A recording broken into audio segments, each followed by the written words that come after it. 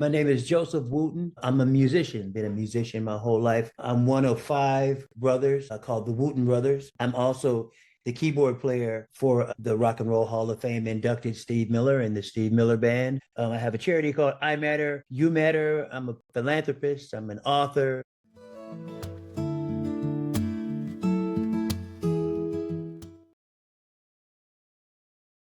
All righty. Welcome to the One Moment Podcast, everyone. My name is Kevin Odom. I am a licensed clinical mental health counselor, a licensed clinical addiction specialist, and a certified clinical supervisor, all in the state of North Carolina. We have a very special honorary guest on our show today, and I'm going to let him introduce himself, and then we're going to jump over to Trev. All right. My name is Joseph Wooten. I'm a musician, been a musician my whole life. I'm one of five brothers called the Wooten brothers.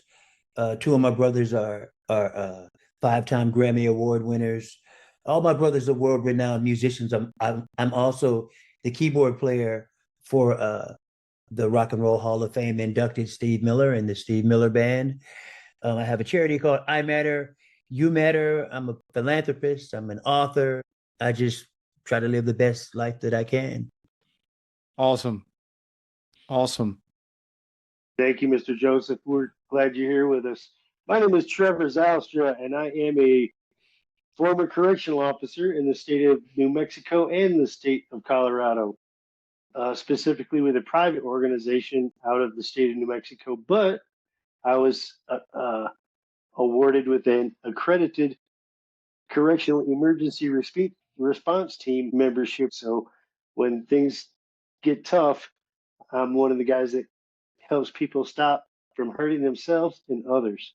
So I'm really privileged to have our guest this evening. Like, he comes out with so awesome, good things.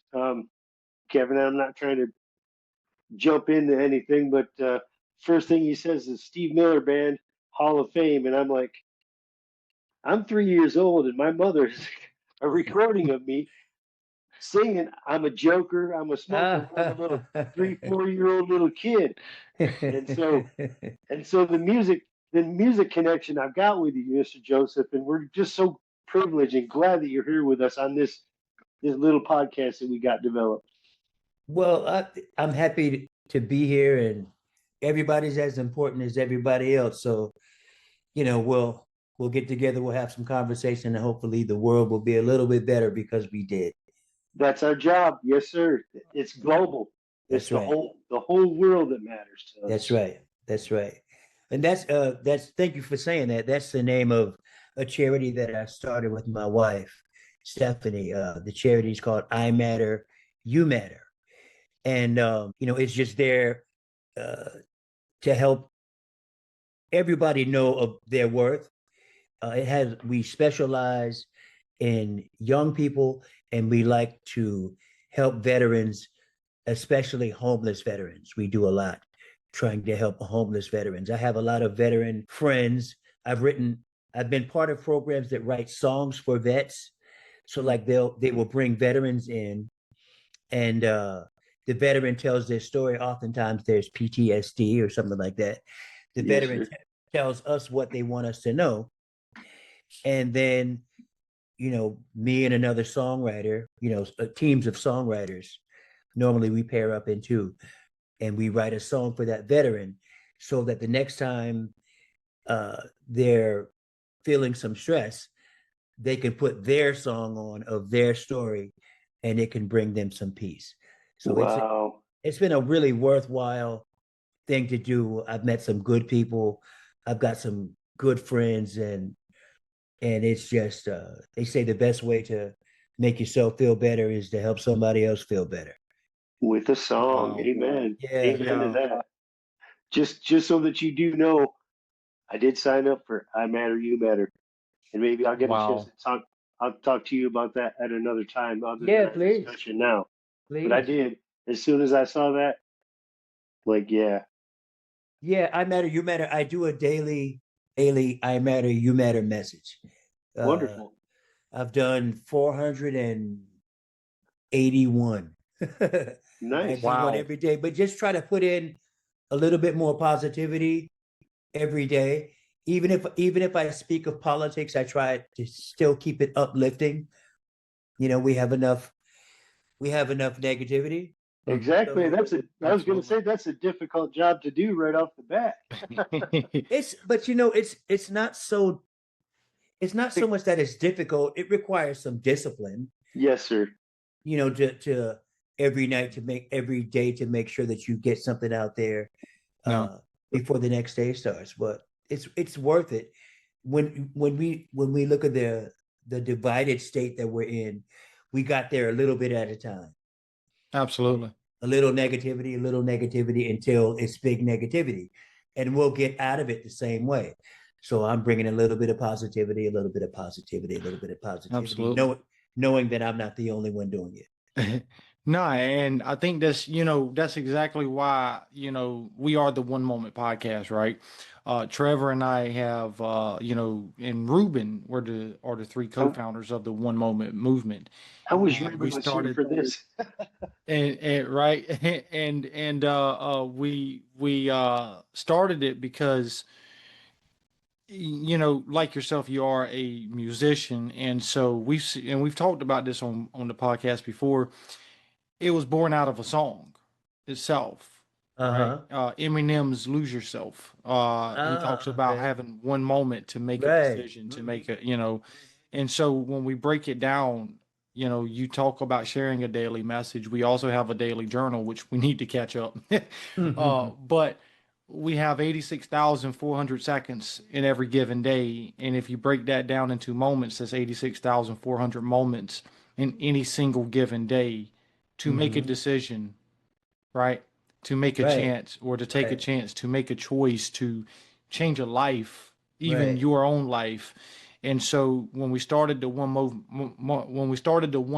podcast, the beginning of this year, it was around March timeframe when we realized we were looking at all the analytics, Mm-hmm. people in Germany, people in, just all over the world, Switzerland, Sweden, Canada, Mexico. Many people were watching our episodes from all over the map and all over different social Australia. platforms. Yeah. And so, and that's what we do, right? We do this to bring change in the world. We do this Right. to talk about mental health, healthcare, anything related. Mm-hmm. As you said, politics, right? We talk about politics to a very minimal, but it's so huge because it impacts healthcare and Right. mental health. Yes, it And does. so, for the pot, for we know about you. So let's redo this, okay? Okay. Uh, uh, Tell us a little bit about you. You shared that you're also a published author. Mm-hmm. So, if you don't mind showing us your book, talk a little bit about that before we jump into, if you have the book available. If you Hold don't, on, let me see. It's around here somewhere. I left it in the other room. okay. But So, it's called the book is called It All Matters. mm, Words that I live by. Words I live by. Yeah. It All Matters is the name of the book. And I wrote it because my mother was really wise, and I wish that she had written all of her thoughts down, all of her wisdoms. So whenever I said something that I thought was worth keeping, I had a book that I kept it in. And somebody said, if you will put all of that into a document, I'll publish it in a book. So I did, and I published it, and I'm surprised. Well, I shouldn't say I'm surprised. I'm pleased by how it helps people. But I want to go back to something when you were talking about how many moments in a day. mm, Uh, there's not that many days in your life. That's something to remember. I like the way you crunch those numbers. But when we say a lifetime, it seems like we're talking about like 100,000 days or 1,000,000 days. It'll take a lifetime. But a lifetime, even if you're fortunate enough to live to be 100, is just 36 and a half thousand days. Throw in an extra 25 for leap days, leap years. mm, That's 36 and a half thousand. And all of that is not the sweet spot. You know what I mean? If you're an athlete, maybe you get a 10-year sweet spot if you're lucky. 10 years is just 3,650 days. You know what I mean? Wow. So you don't really have that long. It seems like you do, but you don't have that long to make your mark. And that makes every moment important. When you start doing the numbers, 3,000, 36,525 days. Well, take a third of that away, you're going to be asleep. You're a third of that, you're Right? sleeping, right? When you start taking away like the time that you don't get a chance to be productive, sitting in traffic or trivially holding grudges or being angry. And then, some people, their old age is longer than others. The sweet spot where you have a chance to make your mark is not that long. I mean, 20 years is 7,300 days, 7,300 days, and 20 years of your life is going by. So uh, I'm adding to what you're saying, how important it is to Yeah. do the right thing in those moments, because you don't have as many of those moments as you think you do. Mm. And the mistake that too many of us make is that we don't start to value those moments enough until we realize we don't have many left. Right? We start to value our parents when they're ill, or either when they're gone too often, rather than when they're healthy, pouring all that you can into that relationship, or your friends, or your mate, or whatever it is. I mean, every day starts with a glorious sunrise, ends with a glorious sunset. But how many of us take the time to go see it? Right? No.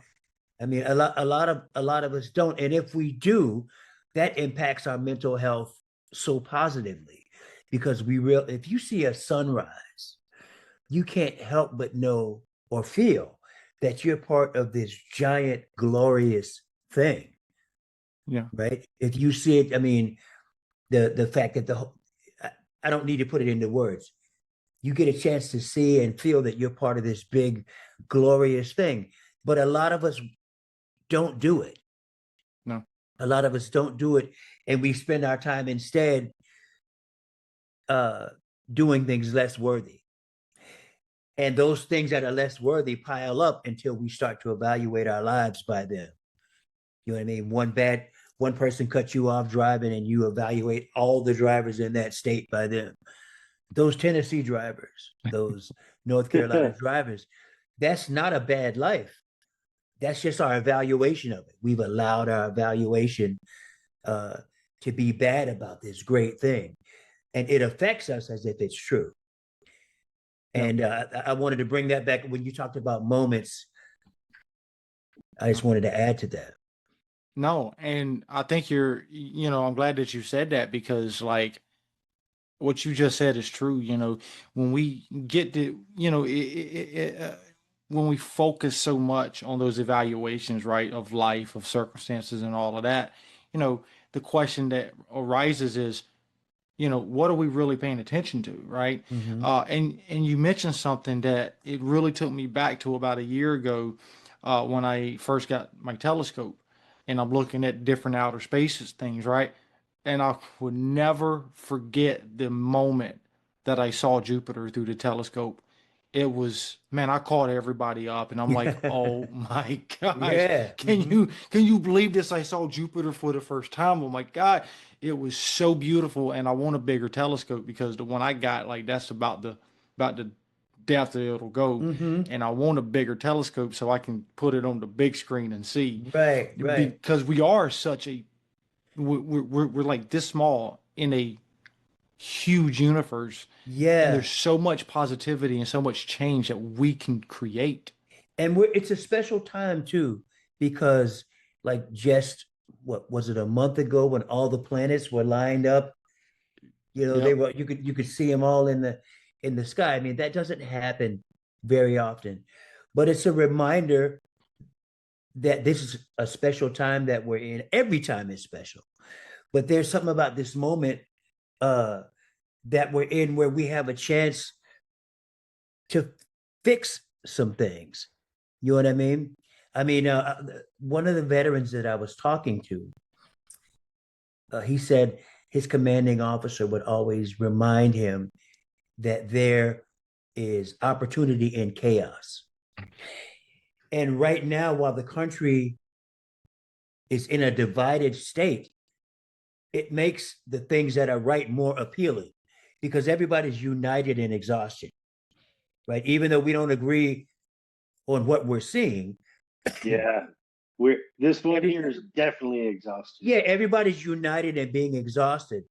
And for somebody that provides an off-ramp, it will be even more appealing than when we thought everything was okay. You know what I mean? Yeah. We're united in exhaustion right now, and that creates an opportunity. Like when I'm playing with my brothers, the Wooten brothers, when I'm playing with them, before the show's over, I remind people that I'm sure you've heard how divided we are. They tell us we're so divided, any moment there's going to be a civil war. And I say, I, for one, don't believe it, because what they say that we cannot do, which is get along, we've been doing for 2 hours now. Yeah. In this concert. And if we can do it in the building, we can do it out of the building. And people are so ready for a unifying message. And music is such a powerful tool to do it with, because in a divided world, the hardest part is to find a place that we can all agree on to start. You can't do it with politics, because both sides, what one side sees as good, Right. the other one side, and you can't do it with religion. It's hard to do with religion unless you got somebody that agrees with you already. Yep. But with music, people can come together on this, I won't even say neutral ground, but on this ground where we're not thinking about who we voted for, what church we go to, what color we are. We're just going to be together to watch people be creative. Well, that's life as it's supposed to be, right? Yes. People coming together to watch somebody else's creation. So there's a way out. And we experience it every time we go to see music, or the arts. I say with the arts, some people say nothing brings people together like music and sports, where music has an advantage over sports. Is that in sports brings you together as long as it's your team that's winning, right? If your team just got beat, Yeah. it's not so unified, right? But with music has all the benefits of being on the winning team without anybody having to lose. Nobody has to lose for there to be good music. And that's what makes it so powerful. Going back to mental health, they had that program where they would take the elderly, and they've been catatonic for months. And they did research to see what their favorite music was back when they were young and alive. And this is back in the iPod days. They put the headphones on, and suddenly they'd hear their favorite music, and they just light up. Start talking about, like, one of them was a dancer, and she talked about when she used to dance in the 20s, and she was just dancing her whole life. And other people, because the music is the end goal without us having to go through the process. It's the end goal of us being together without us having to have a meeting, a discussion, pay dues, listen. It's the end goal. Right. We're together, we're enjoying each other's company without us having to go through that process. And with you saying that, Mr. Joseph, would you be willing me to ask you kind of a personal question? Please.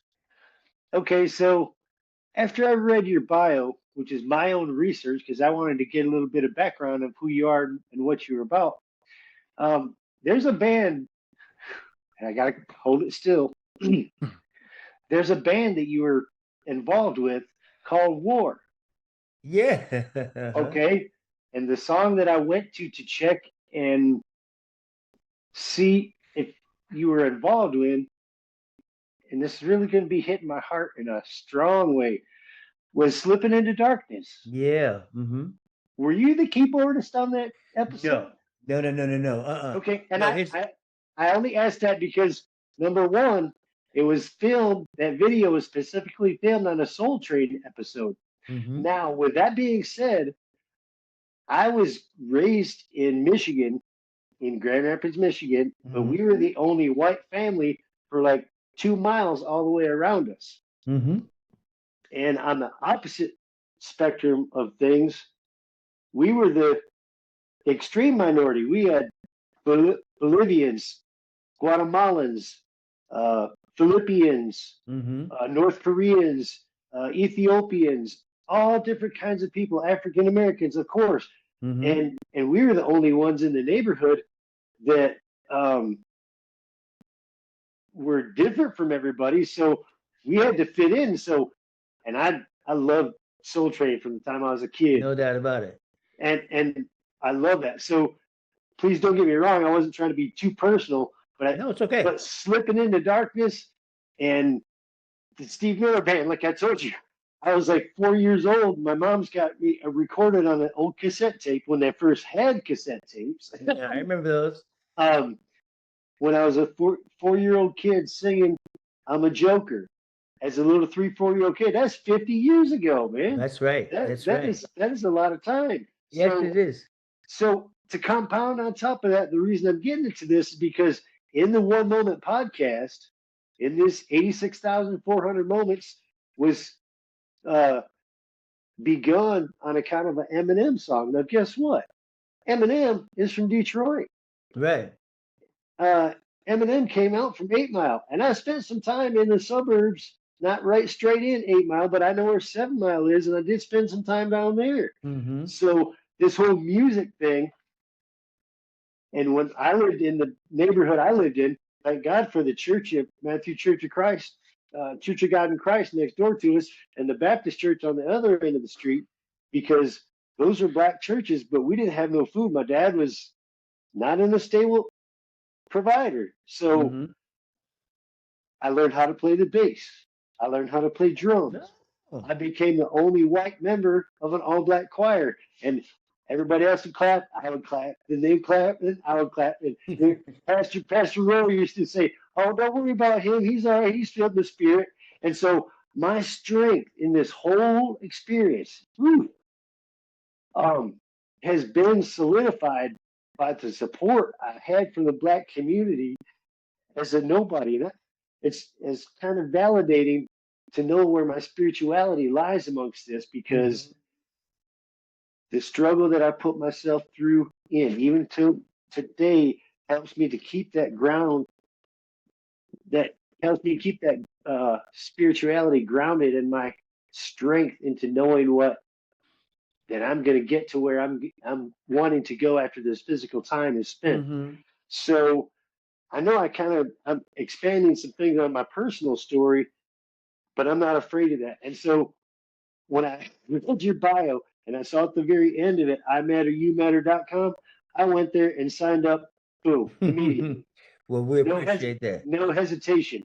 And it's really our humble privilege to have you here, because this is a truly important conversation.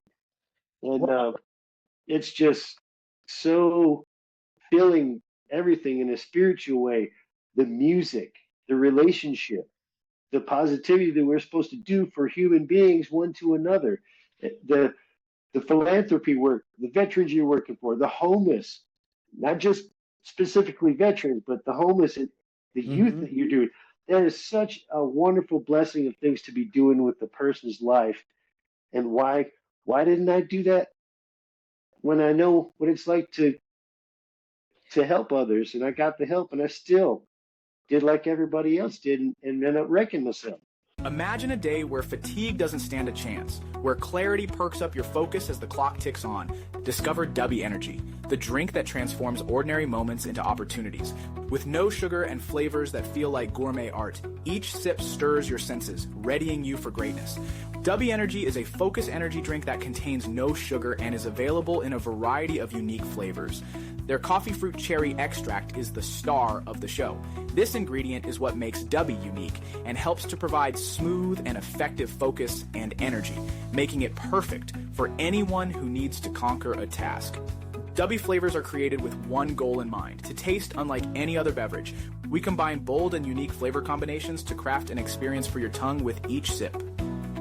Dubby achieves its smooth, effective focus with a high-end tasting experience while using no sugar, no fillers, and no artificial color or dyes.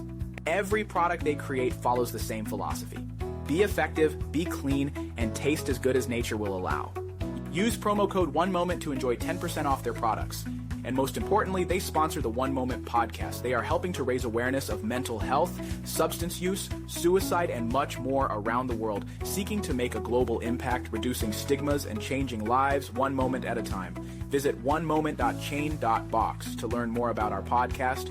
Follow us on our social media channels for more information and to stay up to date with our episodes. So Well, everybody has their own path that they have to travel. And life is not just about winning all the time. right, It's not about winning all the time, and not every lesson that you learn is a happy one. But if you learn the lesson, then the lesson was worthwhile. that's right. I think I said it in my book. If you like who you are, then you can't sweat how you got there, right? Mm. If you like who you are, then whatever it was you went through must have been worthwhile. And that's something to remember. Most of us are just doing the best we can do at the time with what we have. And if we know that, it allows us to give people some grace, because you don't know their whole story, right? You don't know their backstory. You don't know their parents. You don't know their surroundings. You don't know what you're going through. All we know is the end result. Right. I remember my mother used to say that she was glad that she grew up poor. She said, "I'm glad I grew up poor," because she recognized that she had some wisdom and some resilience that people that had never struggled didn't have. Right. So when she had to go through things, she could go through it because she'd seen worse. But for a lot of people, their struggle is their first one. You know what I mean? Yeah. It's their first one. So we should go through what we go through, but we should give ourselves some grace too. Because the hardest thing to do in life is to live up to your own expectations. Right? The hardest thing in life is to turn down the judge and just live your life accordingly. But Right.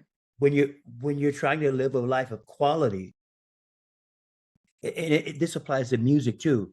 You're playing music, especially as you get better, you hear perfection, what you want, but none of us are perfect. So it's really easy to all you hear in your playing or all you see in your life is your distance from perfection. And that keeps us giving ourselves bad grades, right? Where Yeah. we should have an eye on the things that we're doing, not the places that we wish that we were or the levels that we wish we were. We should do that with ourselves. We should do that with other people too. Just give people some grace, but what is forgiveness? What good is forgiveness if you don't apply it to yourself too? Absolutely. Mhm. No, and that's the one thing that I help, professionally when I'm working with people. I teach them about these, what I call self-imposed limitations, right? When those limitations are on us, the sky is the limit, right? When we take those self-imposed limitations off, right? The outer space is the limit. Like Right. there's no boundaries on this period. That we're our own worst critic. Is that voice in the back of our head that tells us we're not good enough, we're worthless, we're useless, right? And We then set guess our where you go own from there? standard. Mm-hmm. And it's everything is about perspective, right? Mhm. Everything is about perspective because there's the part of us that's living the life, and then there's the part of us that's watching us live the life to make sure we don't get out of line. To go, hey man, you might be standing a little bit close, you might be talking a little bit loud, you're being dishonest. You know what I mean? There's that Mhm. voice.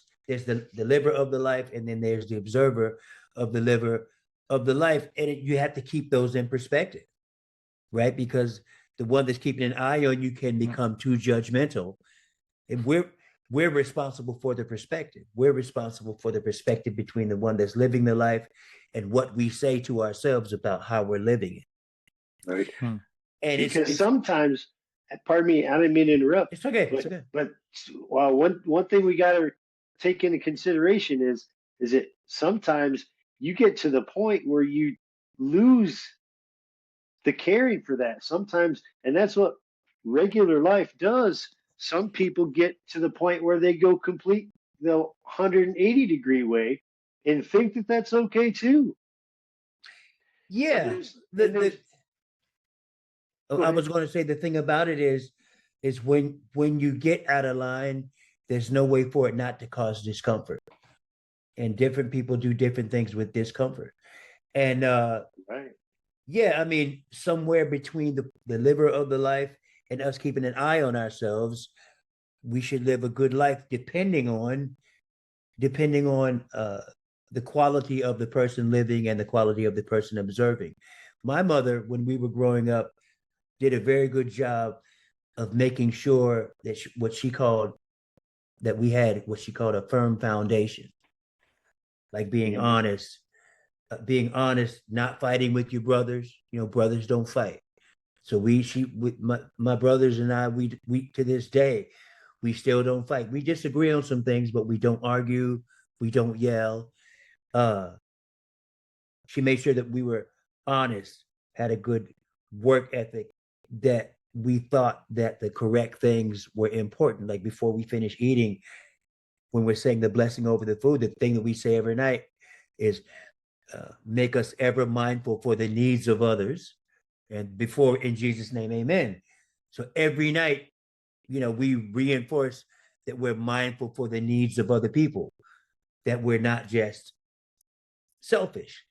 And if you're that kind of person, if you're a person who has a feeling for the needs of other people, like I said, who's not selfish, then the person who's living the life and the person who's observing the life has the proper things in perspective.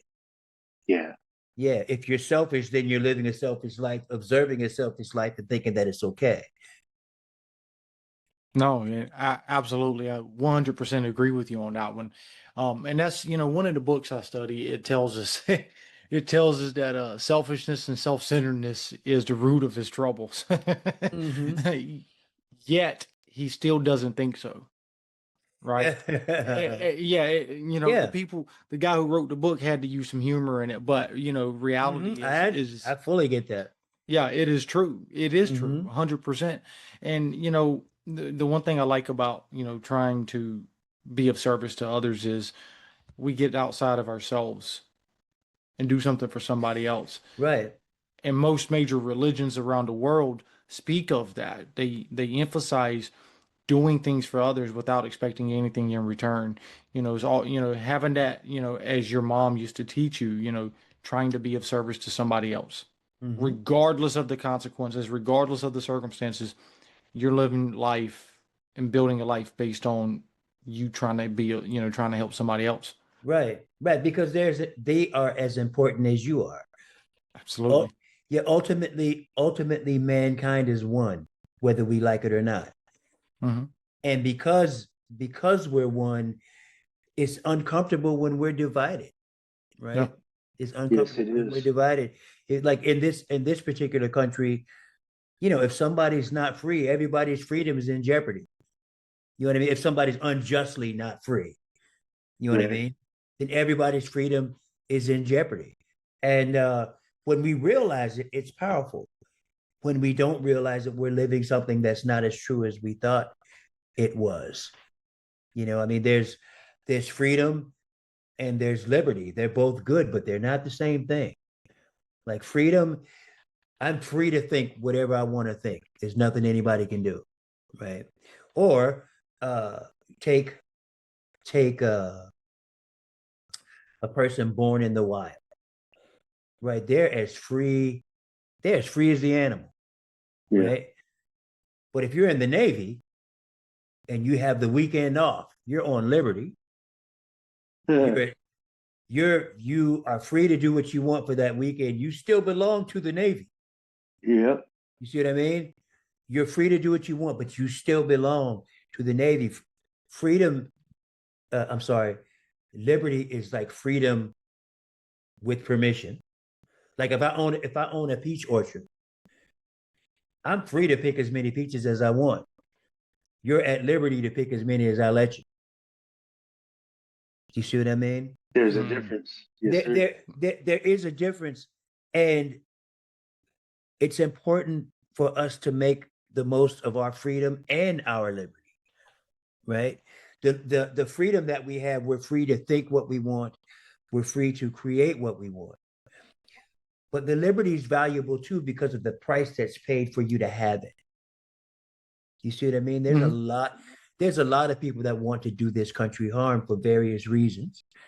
And whether you think it's right or wrong is another issue. But the fact that we're sitting here safe comes at a price, right? Not everybody is able to sit and have an easy conversation with friendly people. Some people sacrifice that ability so that other people can have it. And that's the reason why we should take care of our vets or try to give them some comfort when they come back a little bit damaged.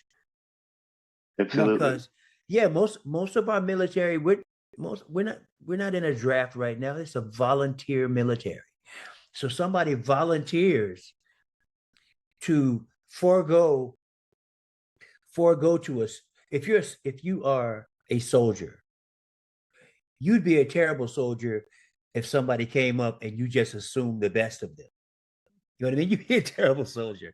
Somebody comes that maybe do some damage and you give them the benefit of the doubt. A soldier doesn't have that opportunity. A soldier has to evaluate everything in terms of potential for damage. So there's a lot of the good life that they sacrifice so that we can have the good life. Right? For me to write a song, man, I need a quiet space. I need no stress. I need to be able to hear the whispers and turn that into music. Well, that comes with a price. And I recognize it. So if I see a soldier and the soldier needs something, absolutely I want to help that soldier. And they're very thankful, which I shouldn't say it perplexes me, but it's very interesting because for me, it's not difficult to see why somebody wants to be a musician, right? You do your thing, people clap and scream if you're good, and they tell you how good you are, and the lights are on you, and all of that. Tour buses. Who wouldn't want to do that? But I'm able to do it because somebody's made a sacrifice. Most of the time, it's a sacrifice that few of us want, right?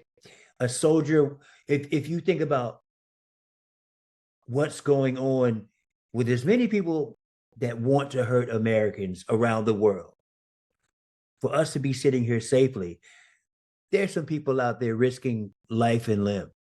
Yeah. And that's an important thing to remember. Some of them come back damaged. We should be there for them. We should be there for anybody who's here and damaged. Not everybody who's damaged was a soldier, but we should be there for people who need help in whatever capacity it is. Well, I think, one of the things that, when you speak about the damage, right? I don't think, the general population really understand that level of damage that you speak about. And so I was in a training recently. We had the APNC Spring Conference. I'm pretty sure you were aware of that.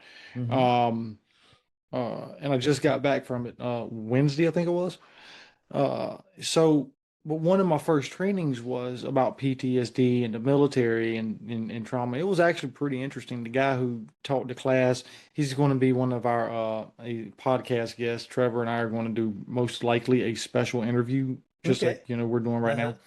But he spoke about people's transition, from military to civilian, and he shared his own personal experience. And one of the things he shared about was he remembers being around some people and they were talking about how, they were thankful for him and appreciated his service. And, they asked him like, well, what is it like to be a civilian now? And he was like, well, it feels pretty good. I'm having to think about who's going to come through that door. What can I use as a weapon here?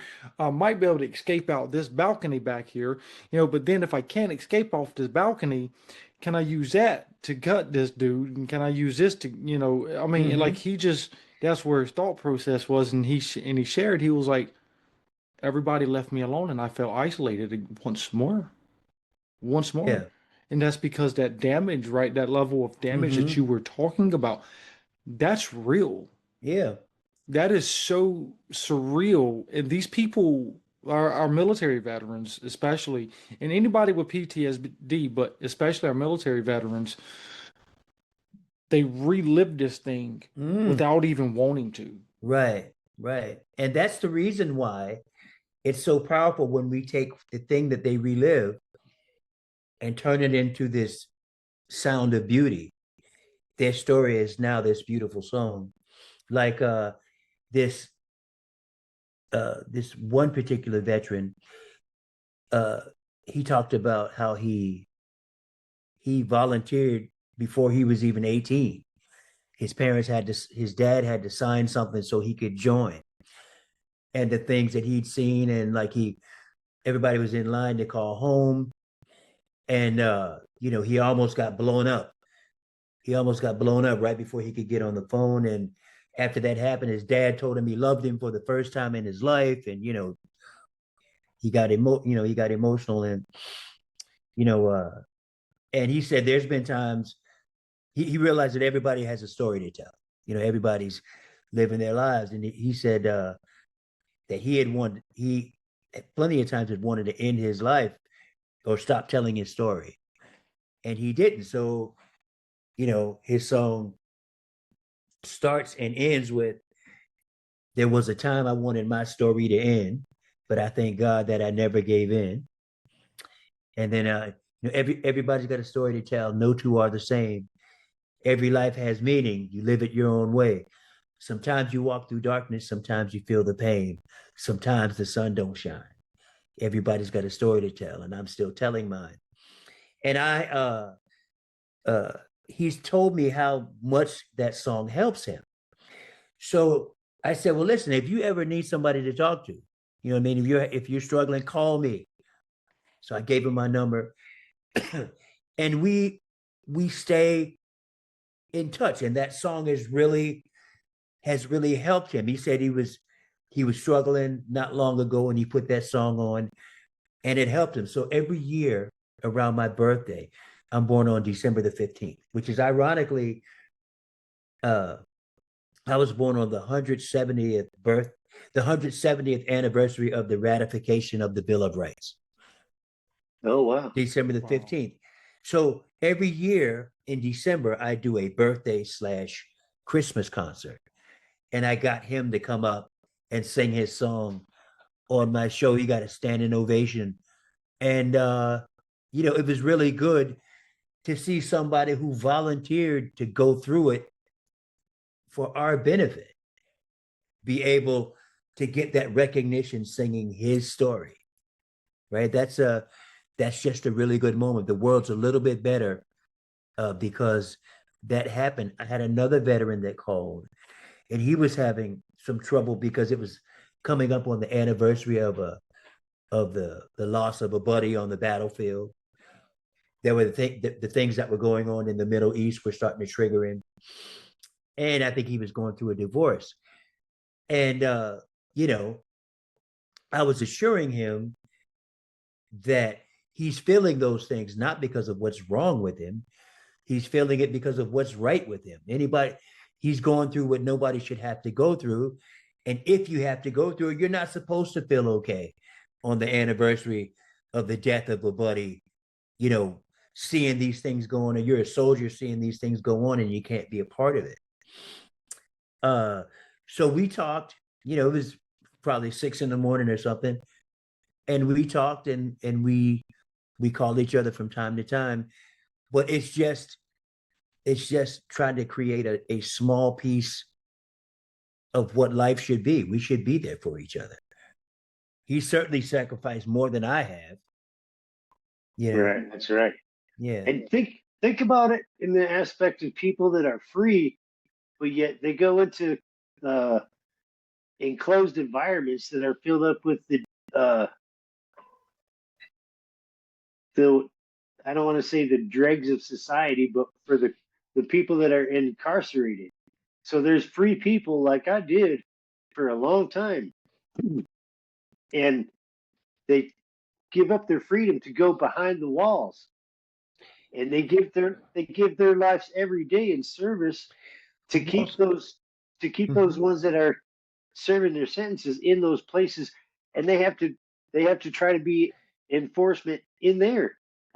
And from my own personal experience, it was extremely difficult. And you would have never thought somebody come from living in the ghetto as the only white family and having to be defensive, like to be wanted to be seen as a cop. And here I am, and I get to be on the CERT team, emergency response team, helping other people stop from hurting themselves or others. And so it's just and those people that do that, they hardly get barely any recognition. I mean, that's what makes it important, because it's hard to keep things in perspective if you don't know what it is that gives you the quality of your life. right. Well, Yes. Viktor Frankl spoke on that too. He is a Jewish Holocaust survivor. Yeah. Oh man. Yep. And he Man, oh, wrote man. the book Man's Search for Meaning, and he shared exactly what you two were talking about. Mm-hmm. Keeping that right perspective, keeping that hope, keeping that meaning alive. Right. Well, the whole thing, everything is about perspective. Right. Everything is about perspective. Like I have a thing that I do where I take a keyboard and I'll play these notes, and I'll ask the people if they know what notes these are from, and they say no. I said, well, these are all the notes of the national anthem. I said, now, how come nobody's standing up and putting their hand over their heart? And cut to the chase. The reason is because it's the right notes, but the right notes aren't, but they're not in perspective, right? They're just all played at the same time. The right ingredients out of context still don't do you much good. Right. For it to be the song, there has to be the right amount of space in between the notes. And what that shows you is what gives us the quality of life. If I remind people what I'll do a lot of times when I speak, I have a keyboard. I'll tell somebody to, say something positive, and they might say, like, if you say one positive phrase, something positive. Love. Make it a phrase though. More Okay. love. I love people. Yeah. Okay. So I'll go to the piano. You know what I mean? And I'll play and try to create something beautiful. I love people.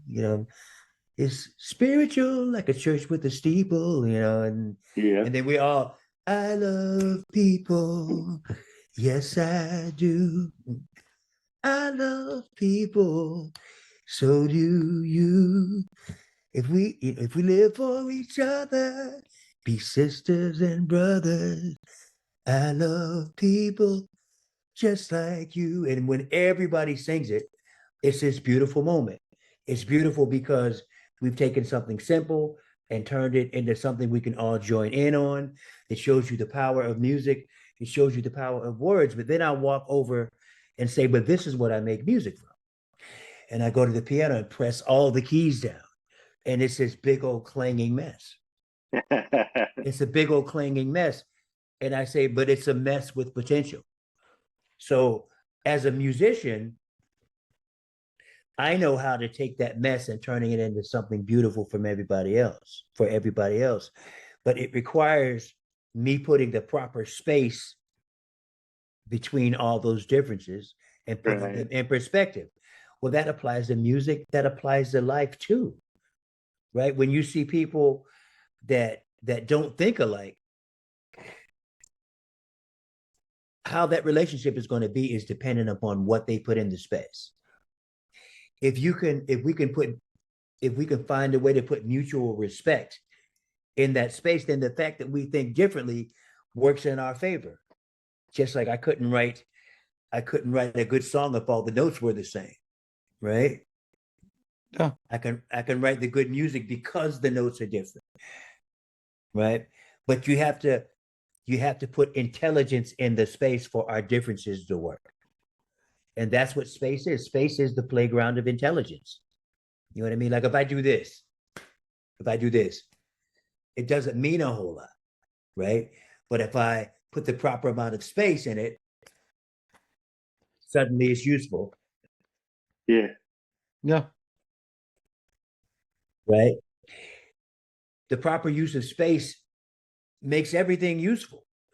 If it's people, then we need to put respect in the space. If it's sounds, we put rhythm.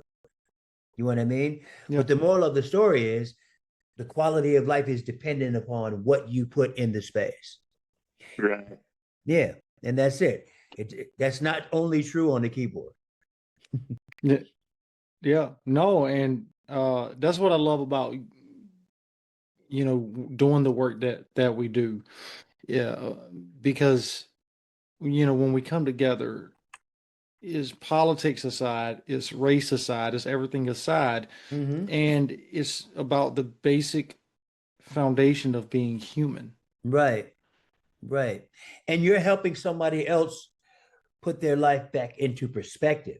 They're seeing all the stuff, but it's out of whack. Yep. Right? It's out of whack. You're helping them to remember what's important or remember what's important nutritionally, relationship wise, everything. You're helping them put their life back together. And then, once there's this mutual gratitude. Yep. And gratitude is one of those things that just, when two people have it, it just grows. Have you ever felt like the world would be better off without you? You're not alone, and there's more to this feeling than you might think. New research reveals that suicidal thoughts and behaviors are unique to each individual, challenging the old belief that it's solely due to depression. When people are suicidal, they often believe they are a burden and that their absence would relieve others. They might see suicide as a solution to their overwhelming problems, feeling lost and unloved. But ancient wisdom, like that from the Bhagavad Gita, teaches us to give up selfishness and embrace kindness, respect, and compassion for all. St. Paul once said, "Love never fails," reminding us of the enduring power of love in our lives. No matter where you are in your struggles, remember that someone cares about you, trusts you, and loves you. You are not a burden. Time has a way of healing, and your struggles will pass. Don't give up before the miracle happens. Hold on, because peace and love are within reach. If you need immediate help, please contact local emergency services. Peace and love to all. KO.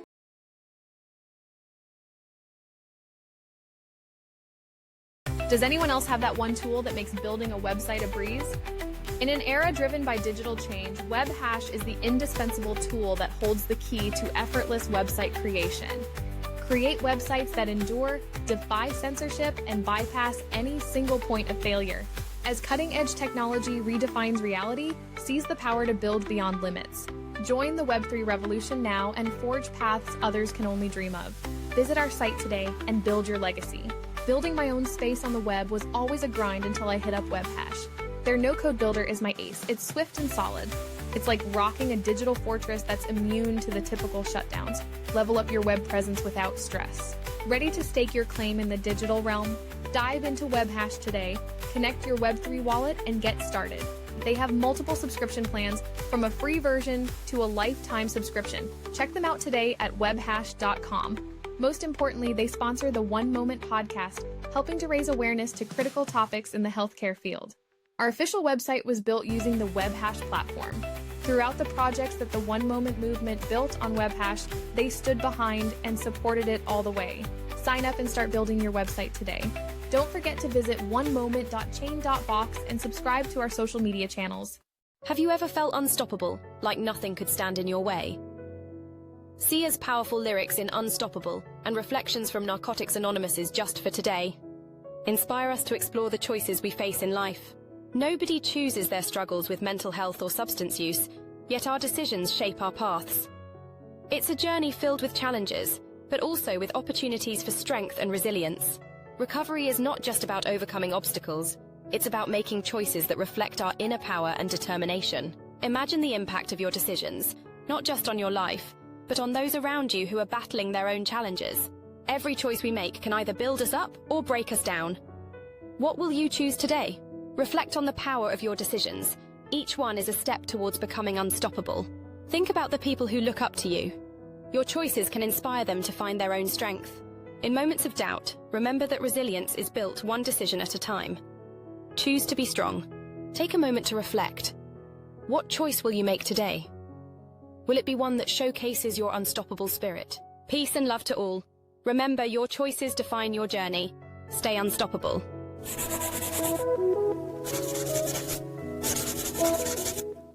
In the heart of the city, a vision was born, not just a piece of clothing, but a movement.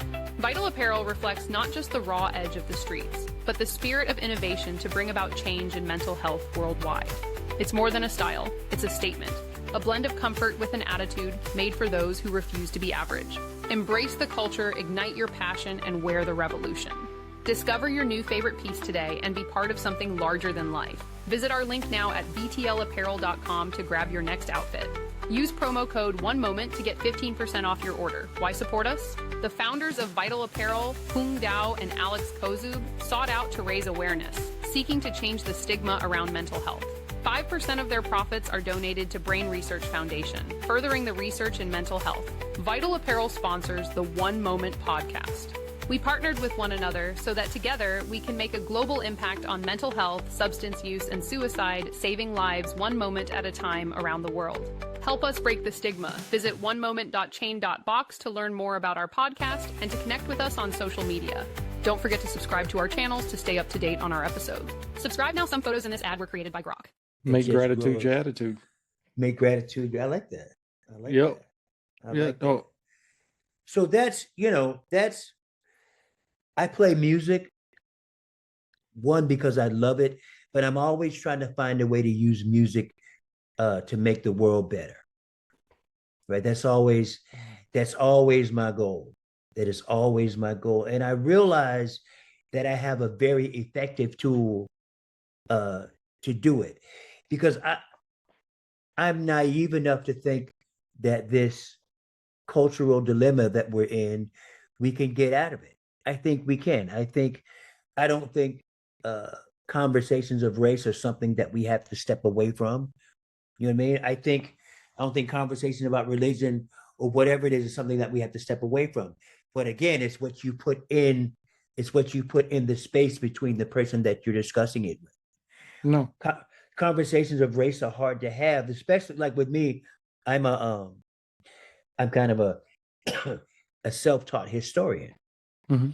So, when you're with the history of our country, with slavery and bondage and all those things, that's a difficult conversation to have for some people, because for a lot of people, when they get, especially for Black people, mm-hmm. you get ready to have that conversation with somebody that's not Black. I understand why some of them feel like they're going to be called a racist any moment now. You know what I mean? It's like you get a little bit defensive. But depending on how you have the conversation, like what I like to remind people is that even like if we go back to slavery, the thing that we don't really remember is that Indian slavery preceded African slavery, right? But what people don't recognize is that the slavery issue is just about money, right? Skin color allowed some people to get richer. But what we forget is the people that suffered when we were at our worst were poor people of all colors. Yep. Right? In the Confederacy, most of the people were poor. Most of the people weren't even rich enough to own slaves. So slavery wasn't something that everybody had. It was something that was bad for everybody except for the people that were getting rich. If you were a poor white farmer and your crops go to market, you can't beat the prices of the people who had plantations. Right? So poor white people were suffering, and there was no abolitionist pleading their case. They just kind of suffered in silence. Slaves suffered too. It was a terrible existence, but there were abolitionists trying to end it. And Indian slavery, most people don't even know that it happened. But where we're trying to get to now is a place where poor people don't have to suffer anymore. And there's too many poor people of all colors, right? Absolutely. Yeah, there's too many poor people 100%. of all colors. So that even the race issue is just a smokescreen, so we don't see that just a few people are getting rich and the rest of us are left out, largely. Yeah. You know what I mean? Yeah. So if like racism is an issue, poorism is the issue, Mm-hmm. you know what I mean? If we can get people to see that, then there's no reason for me to go to battle with a person of any other race. If Right. we see that, if we know the truth, the top 1% of Mhm. wage earners owns more wealth than the bottom 90% of us. That's not racial. The top 10th of 1%, you take the top 1%, divide it into 10. The top 10th of that has more wealth than the entire middle class. Yeah. You see what I mean? Now that's just an issue that involves all of us. Everybody. It Yeah. involves everybody. And when we do this over race or we do this over politics, it helps to keep us from seeing what the real problem is. Absolutely. No, and you know, I am a huge proponent of that. And you know, Ruben, I wish Ruben was able to make it. Unfortunately, he's not.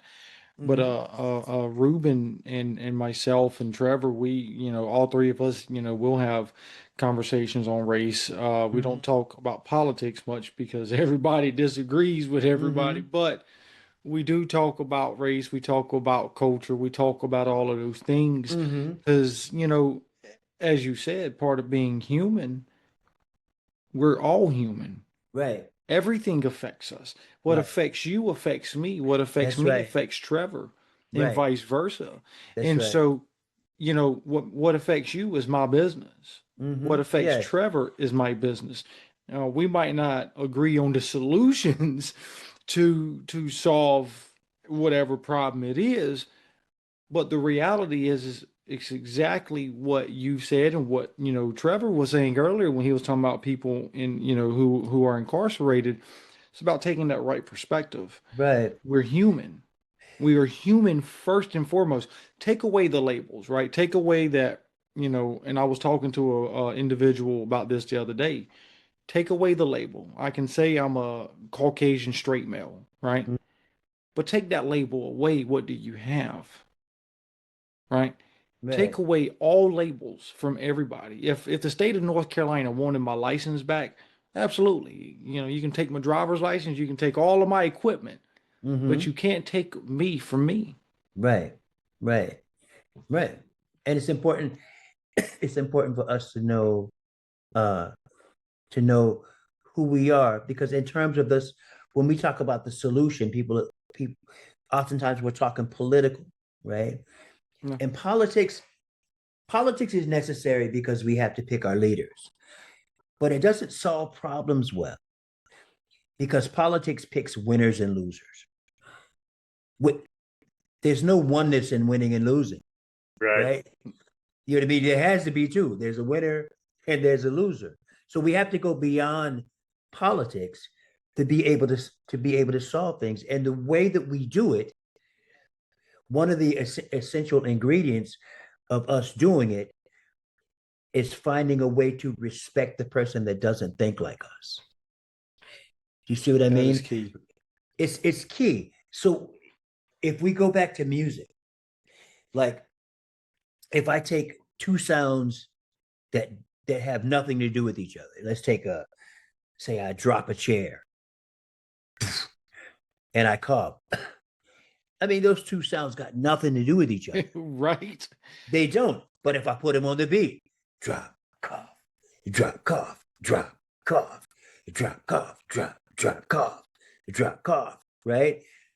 The fact that there's an intelligent amount of space between the two of them takes these two things that are different and gives them a path forward that we can build on. You see what I mean? Mm. Drop, cough, right?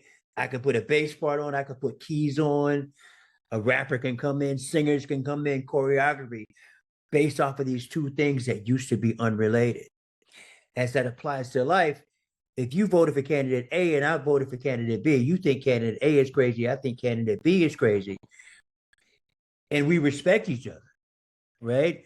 What if we don't talk about politics? What if I say, well, man, are you hungry? How your kids doing? How's your wife? If you need me, call me, right?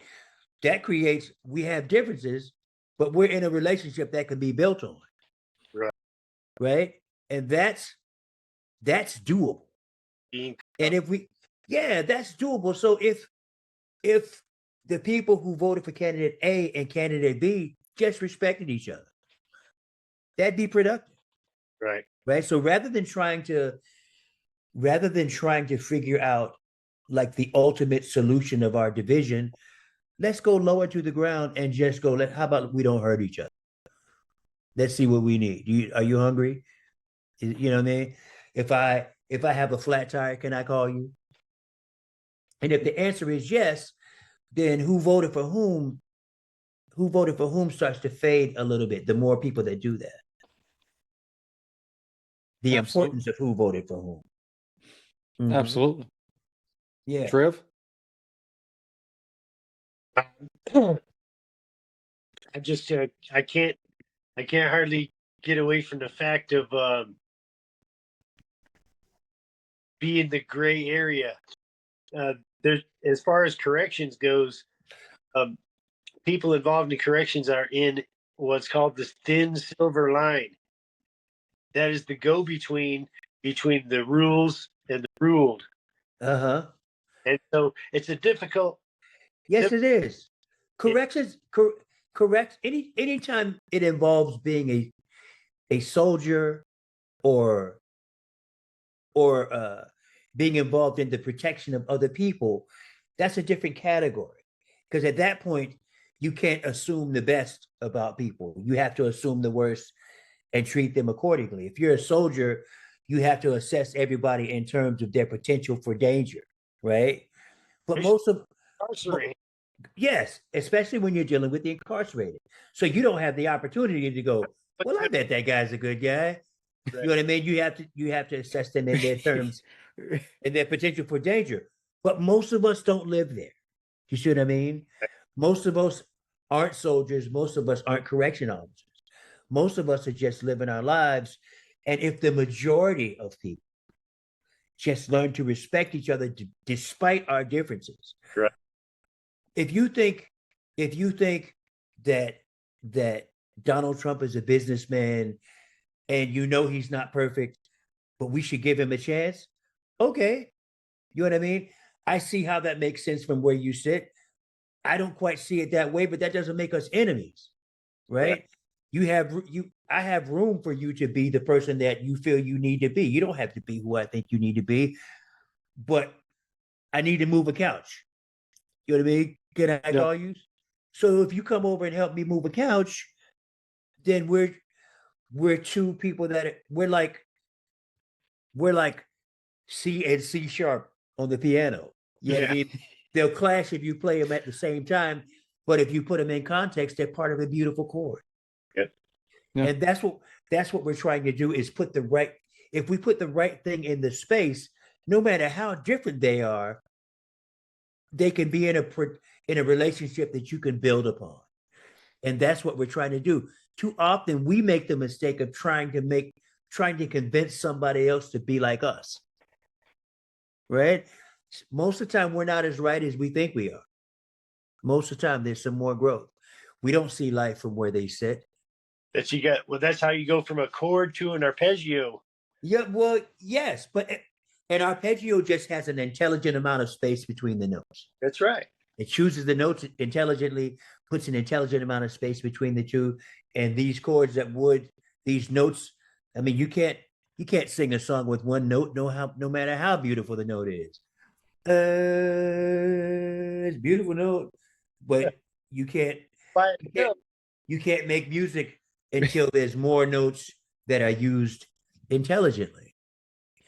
And if we apply that intelligence, if we apply that intelligence and respect to our differences, rather than competitiveness, trying to create winners and losers. Yeah. Because winners and losers, when you see a competition, that is definitive proof that you're not talking about oneness. You're at least talking about two, because somebody's got to win, somebody's got to lose. There's nothing wrong with that if you're playing a sport, but games are trivial, right? Unless you learn a lesson beyond the game, right? If in playing the game you learn about respecting your opponent, discipline, hard work, teamwork, fairness, if you learn those, then the game is productive. If all you learn in a game is how to get more points than the other team, you might cheat for a victory. You know what I mean? If that's all, why not cheat if there's nothing beyond winning? Do you see what I mean? Yeah. But if we can remember, in whatever the situation is, to as best you can insert intelligence and respect, then it can give your differences a path forward. That's right. Heavy on the respect part, because when you're in the correctional field and you're dealing with somebody that's from the military and they put in their time, it makes it a difficult situation when, number one, you're thinking of your own safety. Number two, you're thinking of their safety. They're ready to kill you because you're a effing cop and you didn't do what they did over in the desert or whatever. Yeah. But you are in a unique situation, right? Yeah. Corrections, your job is to keep them in line from hurting themselves, from hurting other people. Yeah. So these things about respect for you can go a long ways. Right. Having them feel that you respect them goes a long ways. But you're not in a position where you can assume the best. That's right. Them. No. Right? But most of us aren't in that situation. Do you see what I mean? Most of us are not still behaving that way, though. Right. You know what I mean?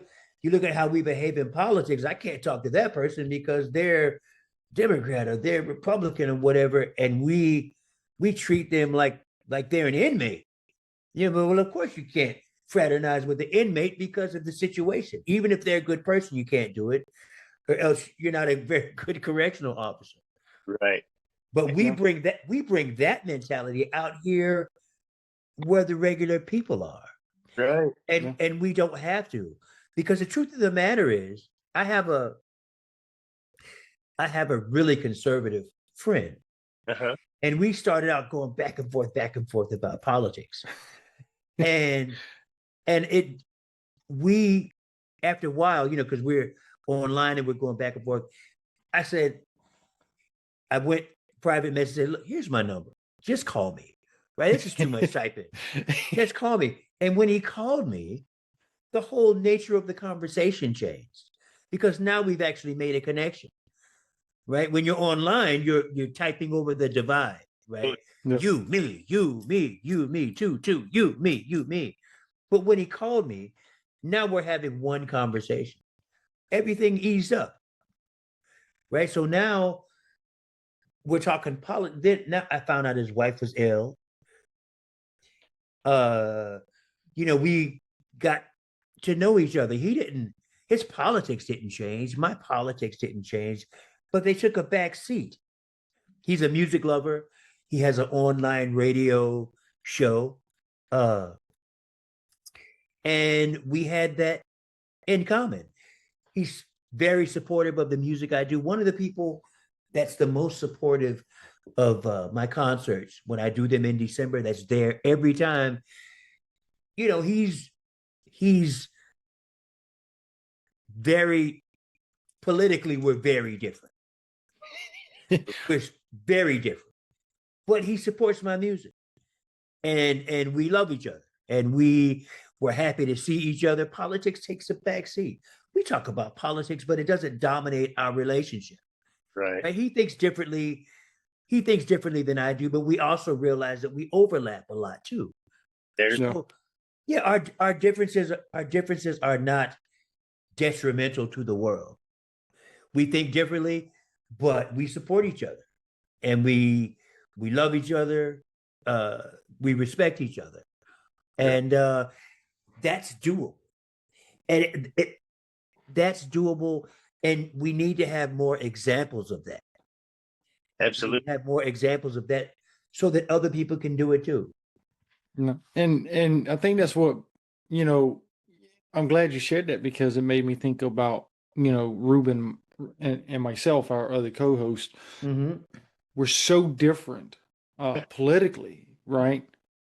But the neat thing about it is we all co-host this podcast together. Right.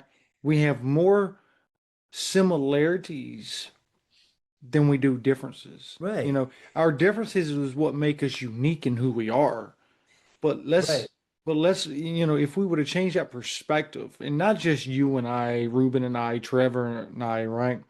Because Trevor has, we were doing a podcast once on, it was mental health in the Black community, and we had mentioned something about a certain type of treatment. Trevor was like, whoa, I'm dead set against that. And he gave his rationale, right? Mm-hmm. But he still contributed so much to the actual conversation of mental health in the Black community. Mm-hmm. And it was interesting because Trevor at first thought, he was like, man, like, and I'm gonna pick on you, Trev, here for a moment, but he was like, man, I'm so sorry. I didn't mean to be, disrespectful. I didn't mean to give you any type of opposition. No, dude, you just you sparked the conversation, right? Like your objection to opioid or not, it was MAT. I'm like, your objection to it fueled our conversation. Like, you gave actually great information. Mm-hmm. Explain why. You don't have to agree. It's neither here nor there. And so, but it's those similarities that make us even stronger and better relationally. Does anyone else have that one tool that makes building a website a breeze? In an era driven by digital change, WebHash is the indispensable tool that holds the key to effortless website creation. Create websites that endure, defy censorship, and bypass any single point of failure. As cutting-edge technology redefines reality, seize the power to build beyond limits. Join the Web3 revolution now and forge paths others can only dream of. Visit our site today and build your legacy. Building my own space on the web was always a grind until I hit up WebHash. Their no-code builder is my ace. It's swift and solid. It's like rocking a digital fortress that's immune to the typical shutdowns. Level up your web presence without stress. Ready to stake your claim in the digital realm? Dive into WebHash today, connect your Web3 wallet, and get started. They have multiple subscription plans, from a free version to a lifetime subscription. Check them out today at webhash.com. Most importantly, they sponsor the One Moment podcast, helping to raise awareness to critical topics in the healthcare field. Our official website was built using the WebHash platform. Throughout the projects that the One Moment movement built on WebHash, they stood behind and supported it all the way. Sign up and start building your website today. Don't forget to visit onemoment.chain.box and subscribe to our social media channels. Two things I want to add. We talk about perspective, right? Perspective is everything. Like, politics should be kind of like at arm's length, right? If you're like, you take your hand, if your hand is at arm's length, you can see everything else that you need to see. But even if your politics is right and it's too close, you see what I mean? Yeah. Mhm. You're missing the things, the rest, you're missing the rest of the perspective of life, not because you're right or wrong, but because of your proximity to what's right or wrong. Politics is not supposed to be this close, right? It's supposed to, there's politics and there's family and there's relationships and there's your job and there's all kinds of things. But too many of us have politics here and we're arguing about whether we're right or wrong.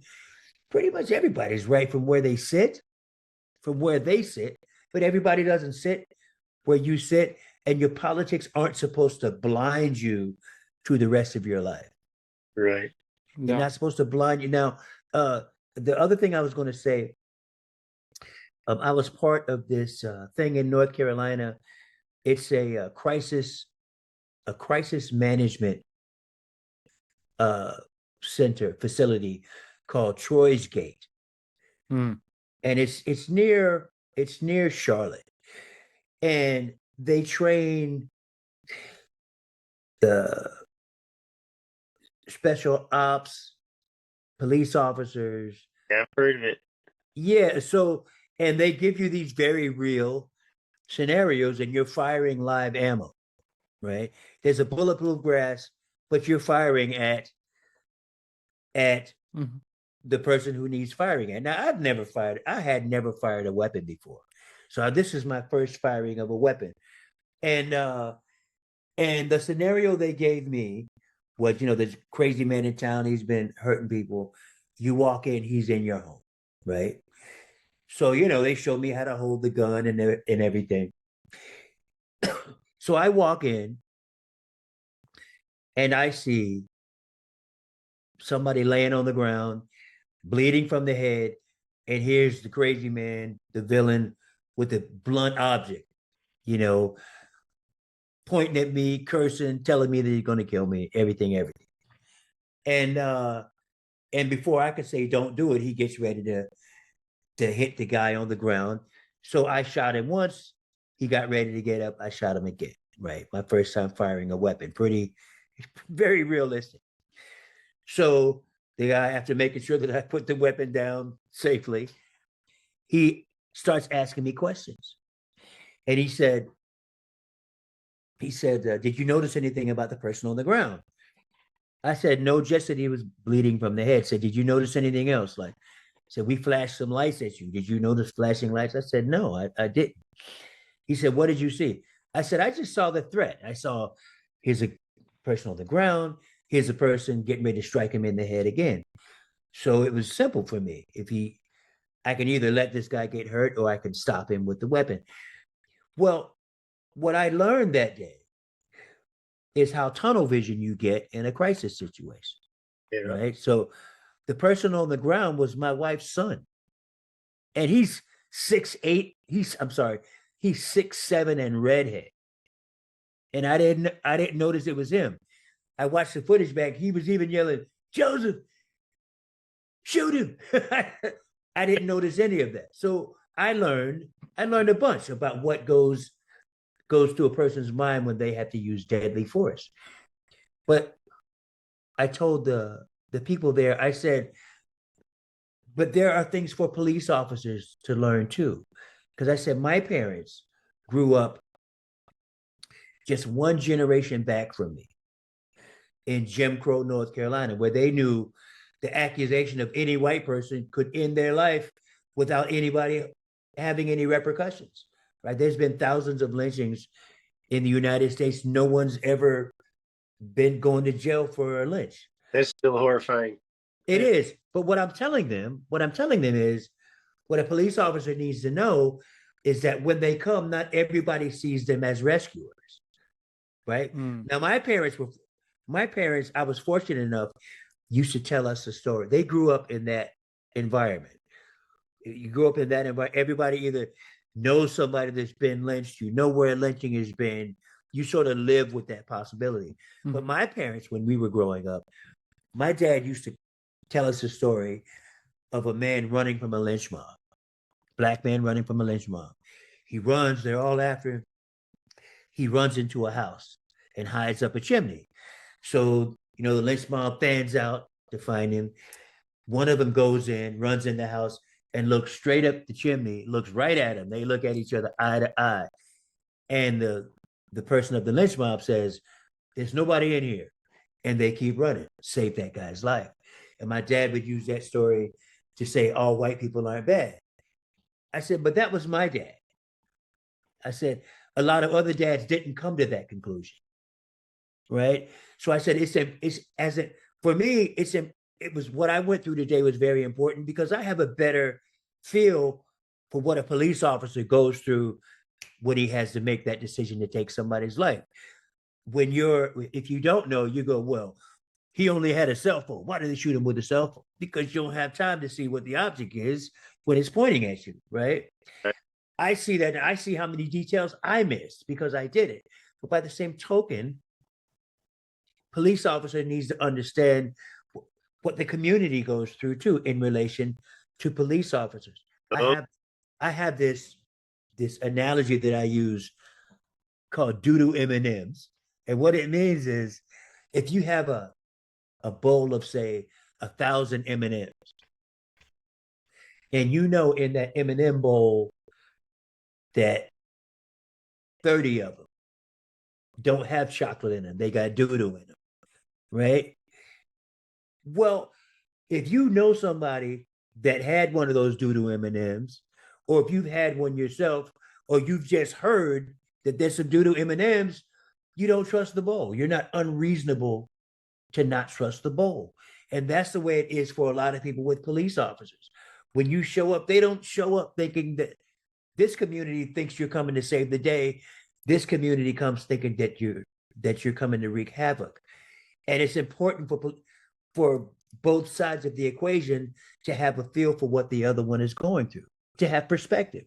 And that's what it's always about, perspective. And they really thanked me for that conversation. And it wasn't confrontational at all. They were listening. I was listening because I had just learned a bunch. They had just learned a bunch, and now we're all better because of it. And that's what it's about.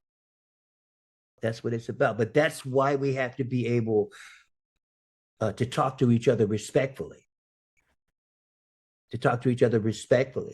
I wasn't trying to make them be like me.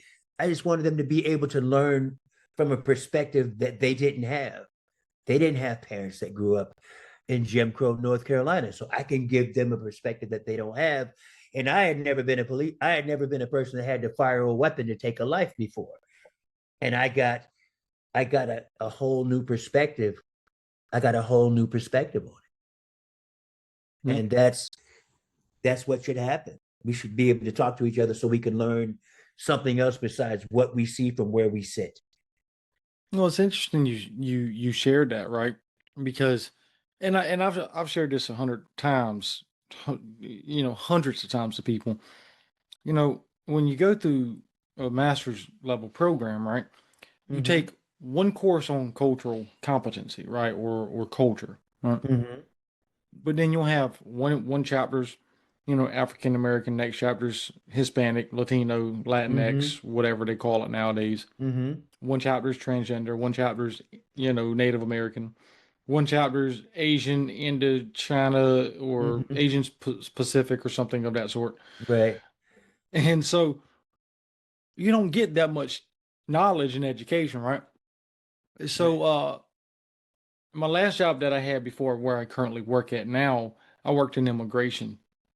And I'm going to tell you, it was 10 times better than any chapter, any book you could actually read. Absolutely. Because you get that immersive experience that you right. were just describing. Right. And forever, it changed my whole mm-hmm. perception, my knowledge, everything. Right. And, I can never go back and be me or be that person again because right. it teaches you. Right. Right. You can have book knowledge, but it doesn't come anywhere close to actual experience. Like I heard Victor, my brother Victor, use the analogy the other day. He said, you can read about swimming, what to do, how high your thumb should be and all of that, but it won't be a substitute for jumping in the water. It won't be a substitute for jumping in the water. And yeah, experience is everything. But what you bring to the experience is what gives it its quality. Because if you come to the experience thinking you know it all, it's going to be something different. If you come to the experience judgmental, if you come to the experience with anything else besides respect for the other people that are in it, chances are you're not going to learn a whole lot. Absolutely. No, and one of the things that when I do my groups, I always tell people, rule number 2, let's respect one another. Right? What makes us different makes us unique and makes us who we are. Right. And I said, so somebody might say something that you disagree with. That's cool. That's their experience. That's their Right. belief system. That's their ideology or what have you. They believe whatever they believe based on their personal subjective experience. I said, so regardless of the matter, regardless of the person, we're just going to show each other respect in group. And and we have some of the best groups, Yeah. and that's Absolutely. that is always my role, and because the basis of human relationship, it is respecting one another. Absolutely. And this is regardless of age, regardless of political affiliation, regardless of race, regardless of anything, regardless of veteran status, whether you're a Right. veteran or not, regardless of what group you identify with, what you put yourself with, respect, and it's like you said, right? It's what am I, when you were talking about the keys, right? And playing the music, right? You can lay down on the whole keyboard. That's It not doesn't do music. anything. Right. Right. But once you start putting space in there, once you start putting that beat and those rhythms and everything to being that. Right. That's right. The thing is, what music is, whether it be with people or whether it be with notes, it's the sound that's made when the noise meets intelligence and creativity. Then you Yep. have music. So as it applies to people, if to show respect to somebody that doesn't think like you, it's not enough to just have respect. Having respect is like having good rhythm, but you won't play. You know what I mean? I've got great rhythm. It's not really useful until you use it. Respect is the same way. It's not enough to have it. You have to show it. When it's in motion, then it makes the situation better because it lets the other difference know that it's okay in your space. But it takes some creativity to do it.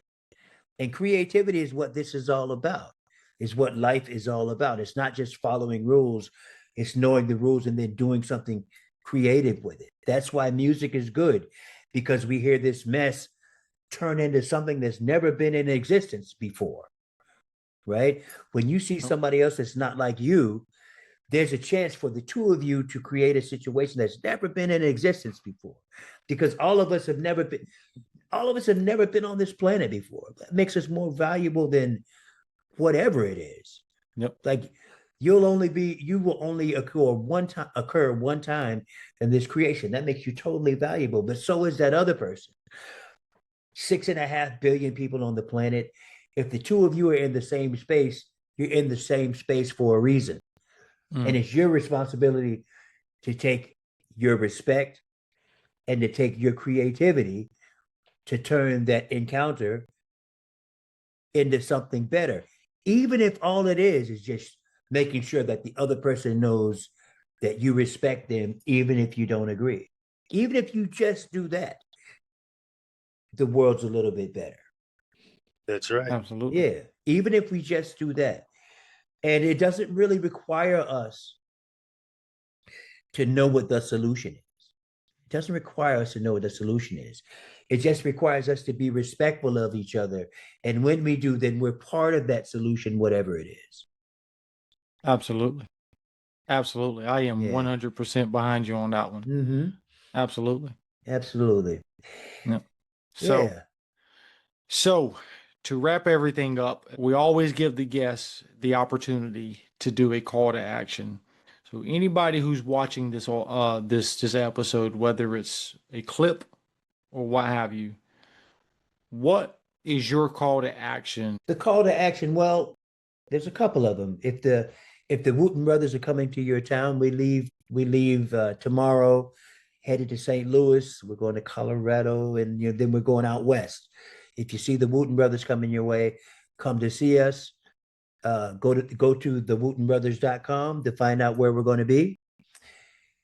In mid-August, I go out with the Steve Miller Band. So if the Steve Miller Band's coming your way, come see the Steve Miller Band. If I'm there, send a message back with security. I'll come out and say hi if at all possible. In terms of just living, imatteryoumatter.com also. YOU, I matter, YOU matter.com. You can go there. In terms of a call to action for people, lead with respect, whether it's politics, whether it's religion, whatever it is. Make sure that the other person doesn't just know your view stance on something, but knows that you respect them even though they don't think like you. Because the problem that we have in life is not that we disagree, it's that we disrespect. I mean, that's the main problem, that we disrespect each other. And there are harmful programs out there by the powers that be, but we're never going to solve those things if we, the people, who it said the government is of, by, and for. Right. If the government is of, by, and for the people, the Constitution starts with we, the people, not we, the politicians, not we, the federal government. But if we, the people, are butting heads with each other, then we can't solve problems. That's right. We're not supposed to think alike, but we are supposed to respect each other. And if we can respect each other, then we can use our differences to creatively move forward. The thing that's more important than who's right and who's wrong, what's more important is what do we do next? That's what's most important. And if we respect each other, we will always do something constructive. If we don't respect each other, then we, the people, give away our biggest power, which is unity. Unity is my last thing. Unity doesn't mean that we're united on everything that we believe. It means that we're united on not wanting to hurt each other. If we're united on not wanting to hurt each other, then we have an opportunity to do something constructive and creative and positive. But as soon as that respect for each other goes out of the window, we start to lose our chance to solve our problems. Absolutely. Thank you. You're welcome. Imagine a day where fatigue doesn't stand a chance, where clarity perks up your focus as the clock ticks on. Discover Dubby Energy, the drink that transforms ordinary moments into opportunities. With no sugar and flavors that feel like gourmet art, each sip stirs your senses, readying you for greatness. Dubby Energy is a focus energy drink that contains no sugar and is available in a variety of unique flavors. Their coffee fruit cherry extract is the star of the show. This ingredient is what makes Dubby unique and helps to provide smooth and effective focus and energy, making it perfect for anyone who needs to conquer a task. Dubby flavors are created with one goal in mind: to taste unlike any other beverage. We combine bold and unique flavor combinations to craft an experience for your tongue with each sip. Dubby achieves its smooth, effective focus with a high-end tasting experience while using no sugar, no fillers, and no artificial color or dyes. Every product they create follows the same philosophy: be effective, be clean, and taste as good as nature will allow. Use promo code OneMoment to enjoy 10% off their products. And most importantly, they sponsor the One Moment podcast. They are helping to raise awareness of mental health, substance use, suicide, and much more around the world, seeking to make a global impact, reducing stigmas and changing lives one moment at a time. Visit onemoment.chain.box to learn more about our podcast. Follow us on our social media channels for more information and to stay up to date with our episodes. Imagine a battle raging inside you, a battle between two wolves. One embodies all that is good, the other all that is evil. Vladimir Soloviev, a renowned Russian philosopher, once said, "What is important is not that in every man are the roots of good and evil, but which of the two prevails." This idea is beautifully captured in the Cherokee proverb about two wolves. When asked which wolf wins, the wise grandfather replied, "The one you feed."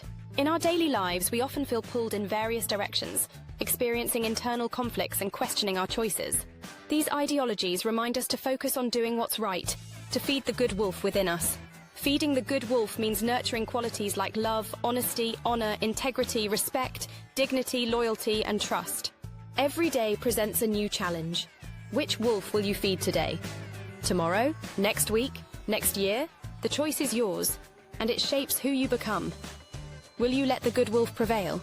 Remember, the wolf you feed determines the path you walk and the person you grow into. So, as you close your eyes tonight, ask yourself, which wolf will you feed? Good night, family. KO.